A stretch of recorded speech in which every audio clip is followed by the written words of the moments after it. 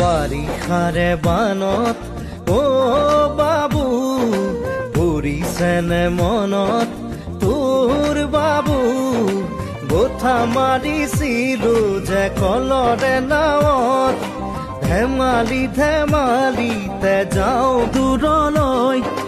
ভয়ে ভয়ে আহো ঘৰলৈ